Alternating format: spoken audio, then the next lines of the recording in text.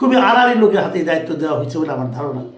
কারা দায়িত্ব দিয়েছেন, কারা দায়িত্ব পেয়েছেন, এগুলো মনে হয় একটু খতিয়ে দেখা উচিত। কারণ প্রথম অধিবেশনটা যদি এত ত্রুটিপূর্ণ হয় সেটা খুব ভালো দেখায় না। আগোছালো করলাম কেন?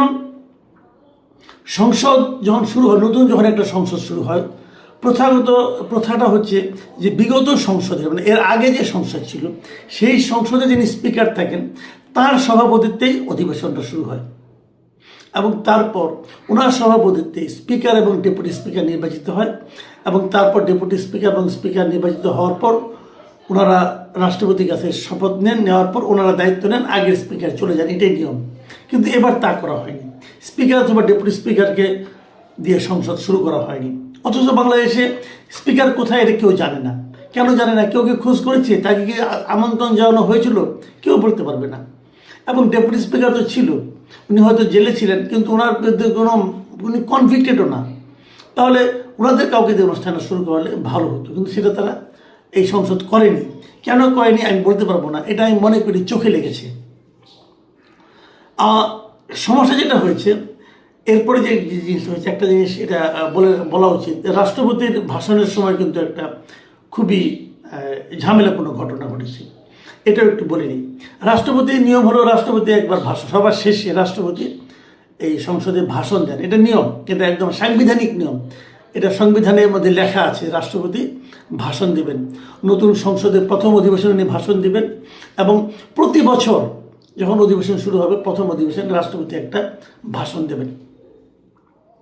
এবং এই ভাষণ নিয়ে নানা বিতর্ক হয়েছে। বিতর্কে কী ধরনের? যে এই ভাষণে উনি বিগত আওয়ামী লীগ সরকারের কিছু সমালোচনা করেছেন। এই জন্য দেখলাম যে আওয়ামী লীগ সরকারের মানে যারা সমর্থক অথবা যারা আওয়ামী লীগের সমর্থক তারা দেখলাম সামাজিক মাধ্যমে রাষ্ট্রপতিকে গাদ্দার টাদ্দার অনেক কিছু বলছে। কিন্তু ওনাদের এই জিনিসটা বোঝা দরকার যে রাষ্ট্রপতি যে ভাষণটা সংসদে দেন এটা কখনোই রাষ্ট্রপতি নিজে লেখেন না। এই ভাষণটা টোটালি লিখে দেওয়া হলো গভর্নমেন্ট, সরকারের লিখে দেওয়া ভাষণটা রাষ্ট্রপতি কেবল ব্যক্তি হিসেবে পড়ে শোনান, আর কিছুই না। এখানে ওনার কিছুই করেন, উনি একটা শব্দ এখান থেকে চেঞ্জ করতে পারবেন না। কাজেই ওখানে যা যা লেখা হয়েছিল উনি কেবল ছিলেন পাঠক মাত্র। এই জিনিসটা মাথায় রাখা উচিত আমি মনে করি। এটা ওনার মনের কথা না মুখের কথা, আপনার সেটা নিয়ে বিতর্ক করতে পারেন, কোনো সমস্যা নাই, কিন্তু বিষয়টা মাথায় রাখবেন যে এই ভাষণটা সরকারের লিখে দেওয়া, উনি ছিলেন পাঠক মাত্র। এই ধরনের ঘটনা আগেও ঘটেছে, কিন্তু যতবার সরকার পরিবর্তন হয়েছে ততবারই কিন্তু আগের স্পিকার মাধ্যমে শুরু হয়েছে। আর রাষ্ট্রপতি তখন যে রাষ্ট্রপতি থাকতেন উনি যদি আগের গভর্নমেন্টের রাষ্ট্রপতি হয়ে থাকেন, আগের গভর্নমেন্টের আমলে নিয়োগপ্রাপ্ত হয়ে থাকেন, উনি কিন্তু পরের গভর্নমেন্টের লিখে দেওয়ার ভাষণটাই পড়েছেন। কাজে এটাকে সেভাবে নেওয়াটাই ভালো। কিন্তু এটা বড় কথা না, বড় কথা হলো যখন রাষ্ট্রপতি ভাষণ দিতে উঠলেন, ভাষণ দিতে ওঠার আগেই রাষ্ট্রপতি ঢোকার সঙ্গে সঙ্গে বিরোধী দলের সদস্য, বিশেষ করে জামায়াতের এবং এনসিপির যারা নাকি মেম্বার ছিলেন তারা হইচই শুরু করেন। তারা আগে থেকে ঘর থেকে নিয়ে আসা প্ল্যাকার্ড দেখান ওখানে, এবং সেই প্ল্যাকার্ডে নানা ধরনের জুলাই নিয়ে, গাদ্দারি, অমুক তমুক এরকম নানা রকম স্লোগান ছিল এবং ওনারা স্লোগান দিতে শুরু করেন। একদম পুরো আমার কাছে মনে হচ্ছিল যেন একটা মানে পল্টনের মাঠের মতো অবস্থা, শাহবাগের যে মাঠের যে দৃশ্য সেটা আমরা ওখানে তার মানে একটা প্রতিফলন দেখতে পেলাম। কিন্তু আমার প্রশ্নটা হলো কি, ওনারা রাষ্ট্রপতি ভাষণ শুনবেন না, এগুলো করবেন না। পরে এটা নিয়ে তারা এতটা ব্যস্ত ছিলেন যে রাষ্ট্রপতি যখন ভাষণের আগে যখন নাকি জাতীয় সঙ্গীত বাজানো হয়, আমি যা বিশ্বের সঙ্গে লক্ষ্য করলাম যে জামাতের লোকরা কিন্তু প্রথম দিকে বেশ মানে প্রায় 1 মিনিটের মতো প্রায় হবে ওনারা বসেই ছিলেন। মানে জাতীয় সঙ্গীত হলে সবাই দাঁড়িয়ে গেছে, কিন্তু ওনাদের সামনে সরকারি দলের যারা ছিলেন তারা দাঁড়িয়ে আছেন, দর্শক গ্যালারিতে যারা ছিলেন তারাও দাঁড়িয়ে আছেন, কিন্তু ওনারা বসে বসে স্লোগান দিচ্ছেন। এক পর্যায়ে বিষয়টা খেয়াল করেছেন হাসনাত আব্দুল্লাহ, উনি তখন সবাইকে দেখলাম হাত তুলে বলেন যে আপনারা দাঁড়ান, এবং তখন তারা দাঁড়ালেন। এটা আসলে তারা মানে স্লোগান নিয়ে, প্রতিবাদ নিয়ে এতটাই ব্যস্ত ছিলেন যে দাঁড়ানোর প্রয়োজন মনে করেননি। নাকি এই জাতীয় সঙ্গীত শোনার সঙ্গে সঙ্গে তো মানুষের মধ্যে ওই চিন্তাটা, ওই চেতনাটা কাজ করা উচিত যে আমাদের সম্মান দেখানোর জন্য দাঁড়ানো উচিত।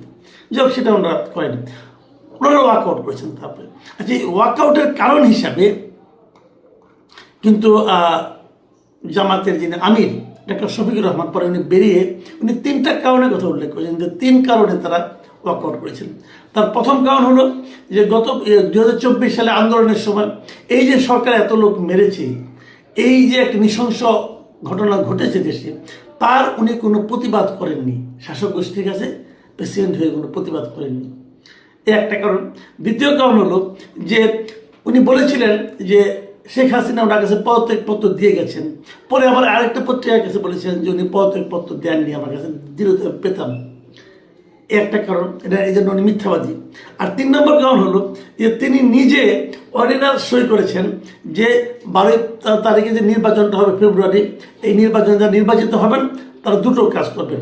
একটা হলো যে তারা সংবিধান সংস্কার পরিষদের সদস্য হবেন, একটা জাতীয় সংসদের সদস্য হবেন। কিন্তু বিএনপি সংবিধান সংস্কার পরিষদের সদস্য হিসেবে শপথ নেয়নি এবং রাষ্ট্রপতিও এই সংবিধান সংস্কার পরিষদের কোনো মিটিং ডাকেননি। অতএব তিনি একটা অপরাধ করেছেন। এই 3টা কারণে তারা এটা ছেড়েছেন। এটা নিয়েও নানা বিতর্ক হচ্ছে।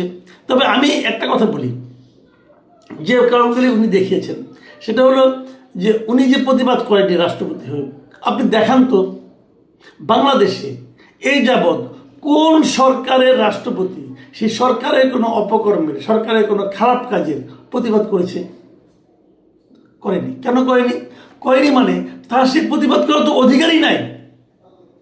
যদি প্রতিবাদ করেও থাকে সেটা আমরা আপনারা কেউ জানতে পারবো না। তো রাষ্ট্রপতির যে এখতিয়ার, সংবিধান রাষ্ট্রপতিকে যে ক্ষমতা দিয়েছে, সেই ক্ষমতার কোথাও বলা হয়নি যে রাষ্ট্রপতি প্রকাশ্যে প্রতিবাদ করতে পারবে। রাষ্ট্রপতি প্রতিবাদ করলে হয়তো প্রধানমন্ত্রীকে ফোন করতে পারবে, বলতে পারবে, এর বাইরে তার যাওয়ার কোনো অধিকার তো নাই। আর দ্বিতীয় যে কারণটা বলেছেন উনি, যে উনি ওই পদত্যাগপত্র পেয়েছেন কি পান নাই, এই জিনিসটা দেখেন। আমি যেটা বুঝি, আমার যেটা মনে হয়, যখন নাকি শেখ হাসিনা চলে গেলেন এই দেশ থেকে, পালিয়ে যান অথবা তাকে দূর করে দেওয়া হোক, যেভাবে হোক গেছেন, যাওয়ার সময় উনি পদত্যাগপত্র দিয়ে গেছেন। ওই সময় কীভাবে দিবেন আমি তো বুঝি না কিছু ব্যাপারটা। কিন্তু ওই সময় রাষ্ট্রপতিকে ওইটা বলা ছাড়া আর কি বলার উপায় ছিল? যে পরিস্থিতি ছিল, এখন যদি উনি সংসদ ভেঙে দিতে হয়, প্রধানমন্ত্রী চলে গেলেন, তাহলে তো প্রধানমন্ত্রী বলবেন যে আমি চলে যাই, পদত্যাগ করি না, আমি এখনো প্রধানমন্ত্রী। তাহলে উনি ছেড়ে চলে গেছেন, এই কথা বলার জন্য আমার ধারণা এই অন্তর্বর্তীকালীন সরকারে যারা দায়িত্বে ছিলেন অথবা যারা আন্দোলনের নেতৃত্বে ছিলেন, তারাই তাকে পরিচিত করেছেন অথবা বাধ্য করেছেন যে আপনি এটা বলেন। এটা আমি নিশ্চিত। এবং এই কারণেই উনি এটা করেছেন। এটাকে আপনি যদি অপরাধ হিসেবে ধরেন, তাহলে গত 18 মাস ওনার সঙ্গে আপনার থাকলেন কেন? তাহলে গত 18 মাস ওনার কাছে আপনারা শপথ দিলেন কেন? যদি রাষ্ট্রপতি অবৈধ হয়ে থাকে, যদি রাষ্ট্রপতি দুষ্ট হয়ে থাকে, যদি রাষ্ট্রপতি স্বৈরাচারের দোষর হয়ে থাকে, ফ্যাসিস্টের দোষর হয়ে থাকে, তাহলে ওনার কাছে যখন আপনারা 8 তারিখে, যে অগাস্টের 8 তারিখে 2024-এ যে শপথ দিলেন, তখন আপনার সমস্যা হলো না? ওনাকে দিয়ে যে অধ্যাদেশগুলি পাশ করে নিলেন, তখন আপনার সমস্যা হলো না?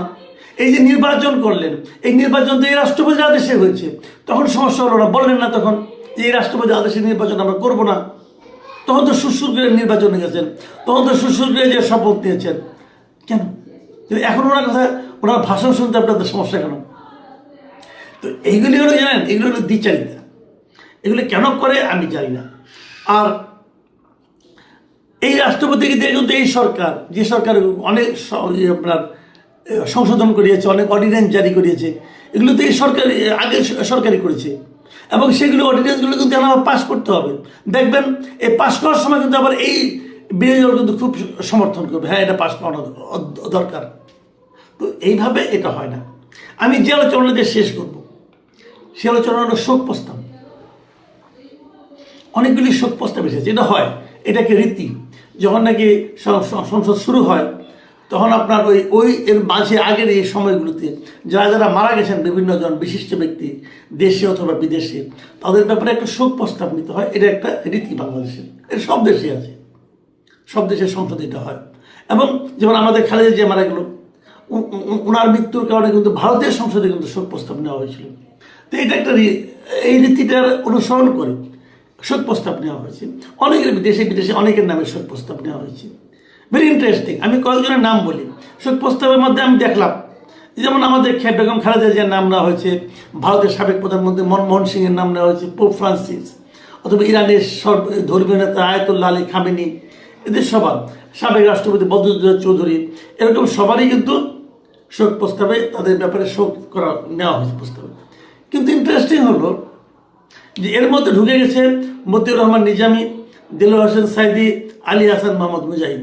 আমি এদেরকে কিন্তু বলছি না যে কোনো সমস্যা আছে, এদের নামে নানা ধরনের কথা আছে, যেমন মতিউর রহমান নিজামী, উনি রাজাকার বাহিনীতে ছিলেন পাকিস্তান আমলে, এটা তো ছিল, উনি হয়তো আমাদের দেশের স্বাধীনতার পক্ষে কাজ করেননি, এই বিষয়গুলো কিন্তু আছে। কিন্তু ওনাদেরকে কিন্তু মৃত্যু হয়েছে এই আইসিডি ট্রাইব্যুনালে, মানে আপনার ইন্টারন্যাশনাল ক্রাইম ট্রাইব্যুনালে, এই ট্রাইব্যুনালে বিচারের মাধ্যমে ওনাদের কিন্তু মৃত্যুদণ্ড হয়েছে।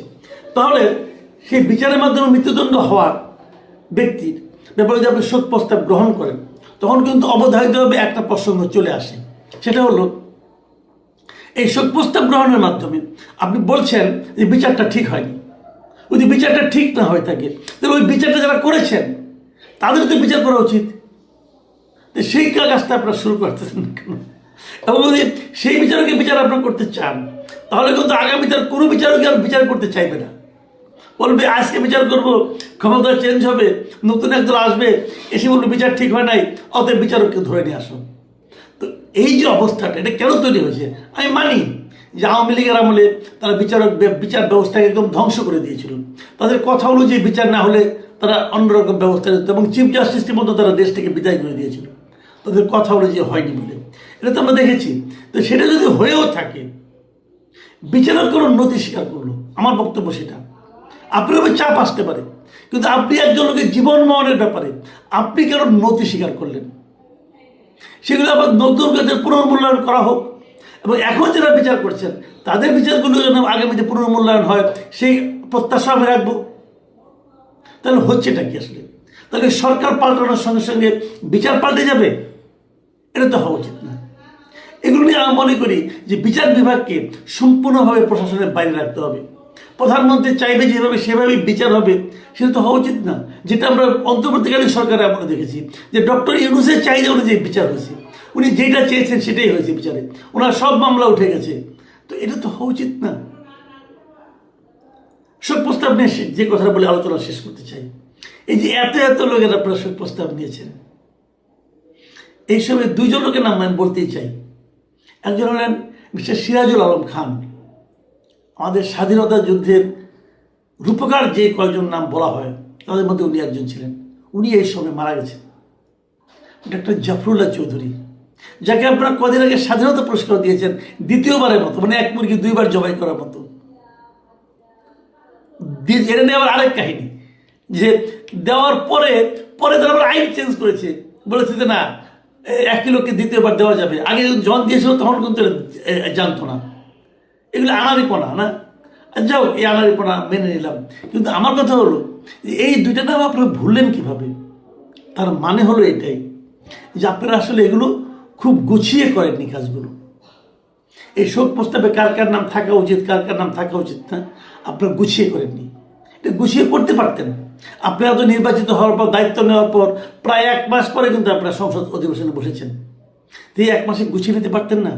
আপনার বিরোধী দলের কাছে বললে পারতেন যে আমরা কার কার ব্যাপারে আপনার শোক প্রস্তাব নিতে বলেন, সেই নামগুলি নিতেন, আপনার নামগুলি দিতেন, বিভিন্ন জনের কাছে নাম নিয়ে তারপরে আপনি এটা গুছিয়ে করতেন। এটা তো তার রাষ্ট্রপতিকে গাদ্দার বলা হচ্ছে জামাত এনসিপির পক্ষ থেকে এক অর্থে, আবার অন্য অর্থে সেই রাষ্ট্রপতিকে আবার গাদ্দার বলছে আওয়ামী লীগ। বিষয়টি বেশ মজাদার। আবার আদালতের মাধ্যমে ফাঁসির দণ্ডপ্রাপ্ত যুদ্ধাপরাধীদের উদ্দেশ্যে জাতীয় সংসদে শোক প্রস্তাব গ্রহণ করা হয়। এই বিষয়ে যদিও আমার আগের কন্টেন্টে কথা বলেছি, নতুন করে কিছু বলার নেই। পুরো বাংলাদেশ লজ্জায় অবনত। রাষ্ট্রপতি তার ভাষণে কি বলবেন সংসদের প্রথম অধিবেশনের প্রথম দিনটিতে, তা মোটামুটি আমাদের আগে থেকেই জানা ছিল, এবং তিনি তাই করলেনও। তিনি আওয়ামী লীগকে ফ্যাসিবাদী হিসেবে উল্লেখ করলেন, আওয়ামী লীগের দুর্নীতি নিয়ে কথা বললেন। রাষ্ট্রপতি মোহাম্মদ শাহাবুদ্দিন যখন সংসদের অধিবেশন কক্ষে আসবেন বা আসছেন এমন ঘোষণা দেওয়া হলো, সেই ঘোষণার সঙ্গে সঙ্গে জামাত এনসিপির সংসদ সদস্যরা নিজ আসনে দাঁড়িয়ে স্লোগান তোলা শুরু করলেন। রাষ্ট্রপতিকে জুলাই গণহত্যাকারী হিসেবে আখ্যা দিতে লাগলেন, তারা ফ্যাসিবাদের দোসর হিসেবে স্লোগান দিতে লাগলেন, এবং তারা পোস্টার উঁচিয়ে ধরতে লাগলেন যেখানে লেখা ছিল জুলাই গাদ্দার, গো ব্যাক ক্লার চুপ্পু, কিলার চুপ্পুর বিচার চাই, ইত্যাদি ইত্যাদি। এবং রাষ্ট্রপতি যখন ভাষণ দিচ্ছিলেন তখন আপনারা দেখেছেন যে একটা পর্যায়ে বিরোধী দলীয় সংসদ সদস্যরা ওয়াকআউট করেন। আচ্ছা, রাষ্ট্রপতি জামাত এনসিপির দৃষ্টিতে গাদ্দার বা ফ্যাসিবাদের দোসর, বেশ ভালো কথা। রাষ্ট্রপতির ভাষণ তারা সংসদে শুনতে চাইছিল না, অথবা রাষ্ট্রপতিকে অভিশংসন বা ইমপিচমেন্ট করার দাবি জানিয়ে আসছে জামাত এনসিপি। রাষ্ট্রপতি যদি গাদ্দার হয়ে থাকে, রাষ্ট্রপতি যদি অবৈধ হয়ে থাকে, তাহলে রাষ্ট্রপতির স্বাক্ষরের মাধ্যমে বা এ পর্যন্ত যে কটি আদেশ এসেছে ডক্টর ইউনূস সরকারের সময়, যে আদেশ বা অধ্যাদেশের মাধ্যমে জুলাই সনদ, গণভোট, নির্বাচন কমিশনার নিয়োগ, সবই তো তাহলে অবৈধ। তখন কেন কথা বলেনি জামাত এনসিপির এই সব নেতারা? আবার এই রাষ্ট্রপতির অধীনেই তো ডক্টর ইউনূসের অন্তর্বর্তী সরকারের উপদেষ্টা পরিষদের সদস্য হিসেবে শপথ নিয়েছিলেন আসিফ মাহমুদ, সজীব ভুঁইয়া, নাহিদ ইসলাম, মাহফুজ আলমরা। তখন কেন তারা উচ্চারণ করেনি যে না, এই রাষ্ট্রপতির অধীনে আমরা কোনো শপথ নেব না? তখন রাষ্ট্রপতি তাদের দৃষ্টিতে সাংবিধানিক পদাধিকারী ব্যক্তি ছিলেন, যোগ্যতম ব্যক্তি ছিলেন শপথ পড়ানোর জন্য, তাই না? কিন্তু এখন হয়ে গেলেন গাদ্দার। আবার যখন বিভিন্ন অধ্যাদেশ জারি করলেন জুলাই সনদ বা গণভোট ইত্যাদি ইত্যাদি বিষয়ে, তখনও কোনো সমস্যা হয়নি। তখন বলেনি যে এই রাষ্ট্রপতির অধীনে কোনো অধ্যাদেশ আমরা মেনে নেব না, বা তার ঘোষণাকৃত কোনো নির্বাচন আমরা মেনে নেব না। এখন তিনি হয়ে গেছেন ফ্যাসিবাদের দোসর। আবার লক্ষ্য করুন, আওয়ামী লীগ এই রাষ্ট্রপতিকে গাদ্দার বলছে। আমি আওয়ামী লীগ সম্পর্কে কথা বলার আগে আর একজনের একটি মন্তব্য সম্পর্কে একটু আপনাদের মনে করিয়ে দিই। জেপির সভাপতি, কিংবা সরাসরি যদি বলা যায় যে আন্দারিব রহমান পার্থ, তিনি বক্তব্য দিতে গিয়ে একটা পর্যায়ে বলছেন জাতীয় সংসদে দাঁড়িয়ে যে এই সংসদের সৌন্দর্য হলো স্বৈরাচারের পক্ষের কোনো মানুষ এখানে নেই। সুন্দর কথা, কতটা আবেগ ঘন বক্তব্য। তবে স্বৈরাচারের পক্ষের কোনো মানুষ না থাকলেও সেখানে যুদ্ধাপরাধীদের পক্ষের, আমাদের স্বাধীনতা বিরোধী পক্ষের অনেকেই তো ছিলেন। সমস্যা হচ্ছে এই যে ফ্যাসিবাদের বিরোধী ঐক্য গড়তে গিয়ে, বা ফ্যাসিবাদ বলে 1.5 বছর যত শব্দ উচ্চারণ করা হয়েছে আওয়ামী লীগের উদ্দেশ্যে, কান ঝালাপালা করে ফেলা হয়েছে আমাদের, যে মনে হয়েছে কতটাই না দেশপ্রেম সবার মধ্যে কাজ করছে। অথচ এই ফ্যাসিবাদ বিরোধী ঐক্য গড়তে গিয়ে যে স্বাধীনতা বিরোধীদের সঙ্গে ঐক্য গড়তে কোনো সমস্যা নেই, সে কথা তারা প্রমাণ করে দিয়েছেন। সে গেল পুরনো কথা। বলছিলাম, এই রাষ্ট্রপতিকে আবার আওয়ামী লীগ গাদ্দার বলছে। রাষ্ট্রপতি মোহাম্মদ শাহাবুদ্দিন চুপ্পু সাহেবকে গাদ্দার বলার সময় আওয়ামী লীগের বিবেকটা কি একবারের জন্য নড়ে ওঠে না?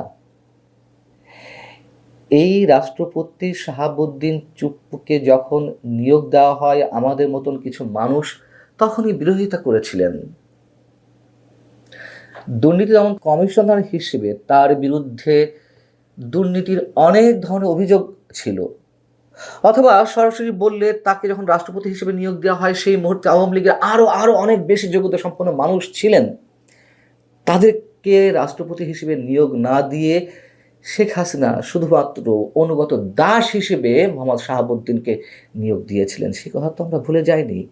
এবং তিনি মনে করেছিলেন যে আওয়ামী লীগের দুর্দিনে বা আওয়ামী লীগের যদি কখনো বিপদ ঘনিয়ে আসে তখন এই রাষ্ট্রপতি উদ্ধার করবে। তার ছিটি ফোটাও আমরা দেখিনি, বরং তিনি ঠিকই গাদ্দারি করেছেন। এই রাষ্ট্রপতি মোহাম্মদ শাহাবুদ্দিনকে নিয়ে আমার বেশ কিছু লেখালেখি ছিল। প্রথম দিকেই যেদিন তাকে নিয়োগ দেওয়া হয়, প্রজ্ঞাপন জারি করা হলো, তখনই ফেসবুকে একটি স্ট্যাটাস দিয়েছিলাম। শুধু লিখেছিলাম, ছি, আর কোনো যোগ্য মানুষ কি ছিলেন না এই পদের জন্য? আমি কিন্তু সেখানে রাষ্ট্রপতি শব্দটাও উচ্চারণ করিনি, বা শাহাবুদ্দিন চুপ্পু শব্দগুলো উচ্চারণ করিনি। তাতেই তৎকালীন সামরিক গোয়েন্দা সংস্থা ডিজিএফআই এর কর্তা ব্যক্তিরা আমার চাকরি খাওয়ার ব্যবস্থা করে ফেলেছিলেন। তখন একটি টেলিভিশন চ্যানেলে নিউজের দায়িত্বে ছিলাম আমি। যাই হোক, তো শেখ হাসিনা যেহেতু নিয়োগ দিয়েছিলেন, তাই তিনি ছিলেন সকল বিতর্কের ঊর্ধ্বে আওয়ামী লীগের সেই সময়ের নেতাকর্মীদের কাছে। এখন সবাই গাদ্দার গাদ্দার বলে রব তুলছেন। শেখ হাসিনা কি নিজের ভুলটা এখন বুঝতে পারছেন? কি ভুলটাই না তিনি করেছেন। এখন অনেকে বলবেন বা বলছেন যে এটাও আমরা জানি যে সরকারের লিখিত বক্তব্য পাঠ করার বাইরে রাষ্ট্রপতির আর কিছু করার থাকে না আমরা জানি। অথবা ডক্টর ইউনূস সরকারের 1.5 বছরে রাষ্ট্রপতি যাতে পদত্যাগ না করেন সেই পক্ষেও আমি ছিলাম, আমি নিজে ছিলাম। তখন আরো ভয়ঙ্কর কোনো ষড়যন্ত্র বাস্তবায়নের পথ উন্মুক্ত হয়ে যেত, সাংবিধানিক সংকট দেখা দিত। অতএব 1.5 বছর রাষ্ট্রপতিকে সমর্থন দিয়েছে অন্তত টিকে থাকার জন্য। কিন্তু এই মুহূর্তে তো তিনি পদত্যাগ করতে পারতেন, তা কিন্তু কেউ সরাতো না। দলীয় সরকার কর্তৃক নিয়োগকৃত রাষ্ট্রপতি আর দলীয় সরকারের বা সমকালীন